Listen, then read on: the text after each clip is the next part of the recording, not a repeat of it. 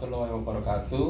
Tapi pun saya Jeffrey Bagus Baktiar, Kepala Cabang Airnav Lampung, mewakili segenap jajaran dan karyawan Airnav Lampung mengucapkan selamat Dirgahayu Tribun Lampung yang ke-11.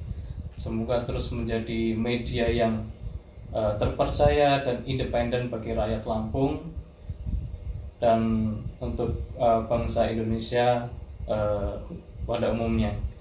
Airnav Lampung sebagai penyedia jasa layanan navigasi penerbangan yang bertujuan untuk memberikan jaminan keselamatan, keamanan, dan kelancaran operasi penerbangan tentu membutuhkan mitra media yang terpercaya.